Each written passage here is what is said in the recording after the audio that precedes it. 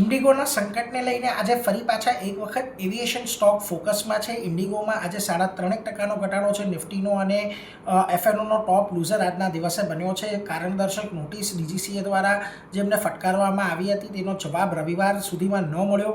કંપનીએ કહ્યું સોમવારે સાંજે એટલે કે 8 ડિસેમ્બરે સાંજે 6 વાગ્યા સુધીમાં જવાબ આપશે, એટલે એના પર તો એક નજર છે જ. આ ઉપરાંત પીએમઓએ પણ તેમની પાસેથી માહિતી લીધી હતી. સંસદીય સમિતિ પણ આ અંગે તપાસ કરે એવા સમાચાર અત્યારે સામે આવી રહ્યા છે. આ બધાની વચ્ચે શનિવારના દિવસે તેમણે 1500 ફ્લાઇટ ચલાવી હતી. રવિવારના દિવસે 1650 ફ્લાઇટ ચલાવી હતી. 2 ડિસેમ્બરથી લઈને 7 ડિસેમ્બરની વાત કરીએ તો 2000 જેટલી ફ્લાઇટો રદ થઈ છે. 9 લાખ પેસેન્જરો અટવાયા છે અને કંપનીએ 610 કરોડનું રિફંડ અહીંયાથી તેમણે આપવું પડ્યું છે. જોકે એ દરમિયાન આજના દિવસે આપણને સ્પાઇસજેટનો કાઉન્ટર ફોકસમાં રહેતો દેખાયો, કારણ કે અમુક ફ્લાઇટો તેમણે વધારે ચાલુ કરી હતી અને એને લઈને આ સ્ટોક આજે તેજીમાં જોવા મળ્યો હતો, જ્યારે ઇન્ડિગોમાં આજે ઘટાડો આવ્યો છે.